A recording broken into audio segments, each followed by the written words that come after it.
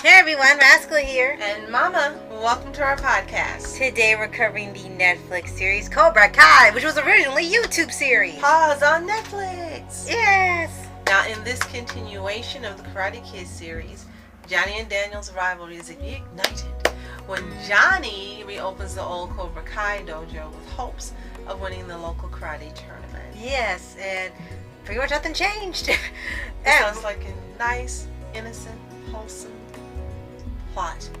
But a lot has indeed changed. Yes, and before we start, be sure to like, subscribe, and notification bell to get updates on future podcasts and World of Paws videos. Absolutely. Now, when this first came out, I was excited because all the actors that were going to star in it would have work again and people would get to see them who love them. I absolutely love them, but I wasn't really sure about watching the series. Henceforth, we didn't end up watching it until season 3 came out, and we started at the beginning. And once we saw the first episode, I was going upside the head because I was like, we should have watched it from the beginning. Right. So they've done a really good job in keeping true to the 4 movies that this series is based on. Right. And Rascal was very astute to point out that, hey, I think each season lines up with the movie. Mm-hmm. And she's absolutely right. Yes. And originally this was actually a YouTube series. They call it YouTube Originals. I do remember it coming on YouTube, but I could not see it because you required a membership to, I guess, the YouTube TV thing in order to see it. Mm-hmm. But I just heard about it and that was pretty much it. So Netflix bought the rights to stream it on there, so it becomes one of their series. So now, after season 2, the series is done through them.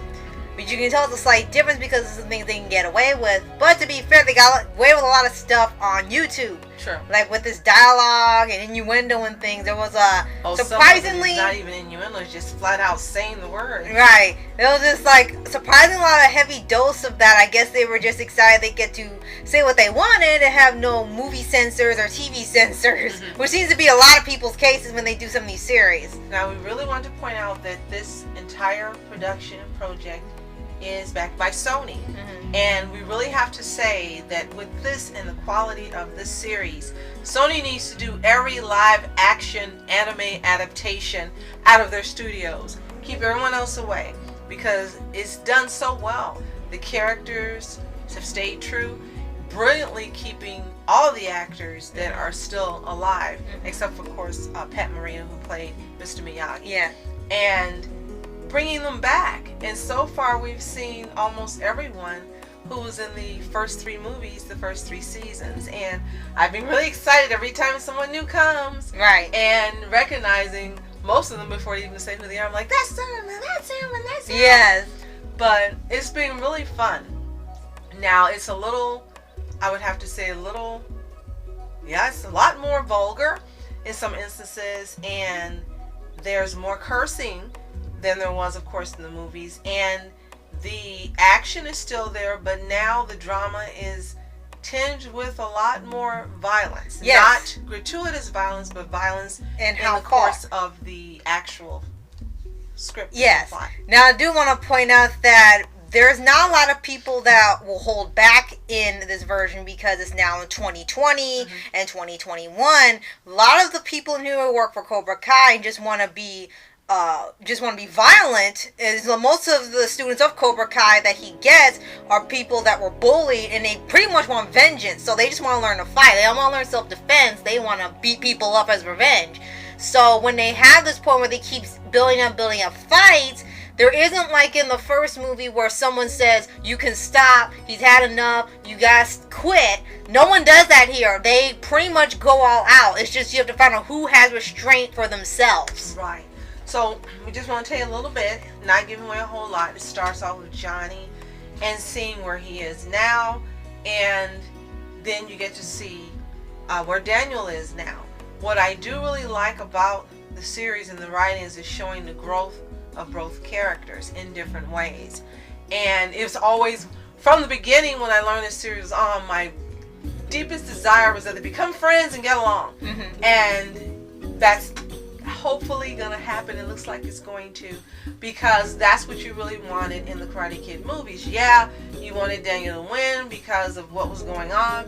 And then I also like that in referencing different things, events I should say, that are occurring, they actually take you back to actual clips of the movie as flashbacks. So just in case you don't remember it, or you don't remember it right because the nostalgia is clouding your mind, right, you get to see exactly what happened. And by doing that, we've actually been introduced into seeing the rift between Daniel and Johnny in a whole different light, versus having, watched the movies and seeing it one way. Right. So they both have some growth. You see where they are now, their families, their friends, and they both grow, which is really exciting for a series, because normally you may have one character who goes through character development, or you have none. But in this one, you see various characters, including Daniel and Johnny, go through character development, and you see some that don't, because the way that the character's set up, they're just not ready to receive the messages. Right. And one thing I really like they've done is that even though Miyagi has passed on, they still found a way of keeping the show by constantly showing you clips of him and his messages. And they even wrote in that he lived a very long time, like up to the point you got to see Daniel have kids to a certain age. So it was great they had him have not only much longer in the show's universe, but they keep him in by having clips from the movie where it's always his messages and things and flashbacks. The only time it kind of didn't fit was when it got to a little later. They kind of threw in something different. Luckily, they don't do it that much, but it felt kind of weird that he did something that was out of character from the movies and just said, oh, well, he did it because, oh, you're American. It was just sort of like you knew it was a modern day addition. Right. But the twist actually works into the plot later on and gets used, so it wasn't just something that was superfluous and unnecessary. Which they didn't do. Exactly. Right. So the writing is really great. The action is fantastic. The choreography is great. And it feels like nothing. You're picking up exactly where you left off. And the feel is exactly how it was for the other movies. Right. And that's really difficult to do. So hats off to the writers and the producers and the directors for giving, the fans and, new as well as original fans like myself, something that really makes you excited to see everyone again. And you feel right back at home just watching where it picked up. Right. Now, as we're recording this, season 4 has been confirmed, but it has not aired yet, nor have we seen it. And I personally believe that's going to be the end of the series, because it will add up to the 4 movies, unless they end up doing a 5th season or a spin-off, like there's been rumors, and cover the reboot they had back in 2012 with Jaden Smith and Jackie Chan. And that would be fantastic if they did that and actually had them on this series. I would absolutely love it. It would absolutely fit in for me. I'm all for it. 2 thumbs up. Stand up, show of hands. Right. I would love it. I would love it. But so far, the show has been very well done. And even with this little instance of having stuff that's kind of like, why'd you do that? It doesn't feel like they're trying to change Karate Kid altogether or throw in all of the trends and current events and everything, trying to shove it in there, trying to make it modern. It's modern. You get it in some of their attitudes and how things are done, and it's kind of like, it's not like in the other movies where you could do these other things. Now you got limits, you got more people watching over you and things, so it makes sense to add those things.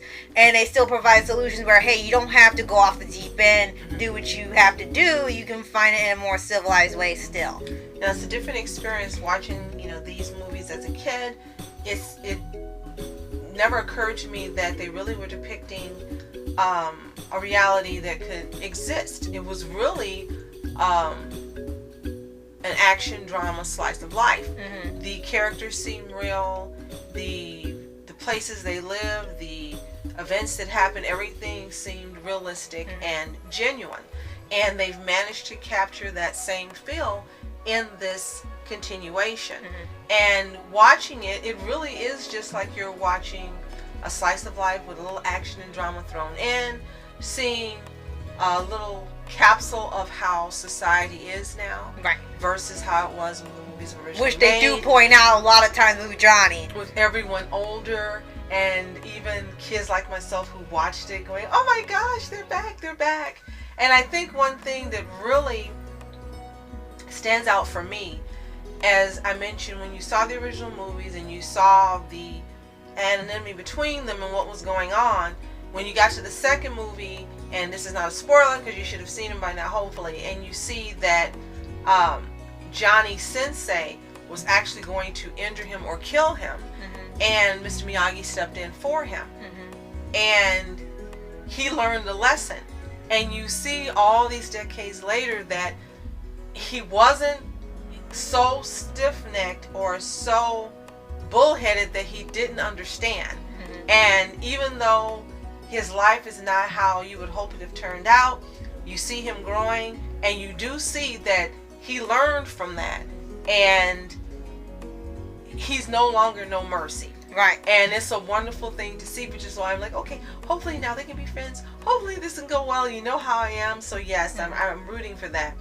But it's wonderful seeing again how this really is like a little capsule showing a slice of life with some action and drama of how things are now and how both have grown, adapted, and how they relate to everything around them, how they're learning to relate to each other, besides the animosity they had, decades ago.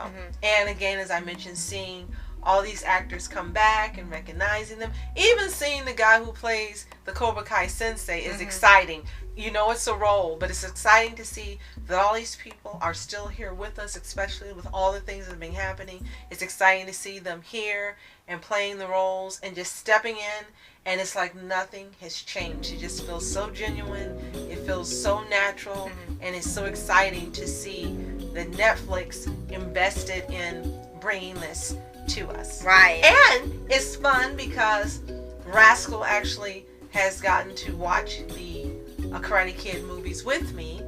I've seen them by myself at first, of course, and then I got to watch them with her, including, as you said, the reboot with Jaden and Jackie Chan. Yes. And now we're watching this together, so it's fun. It's really fun.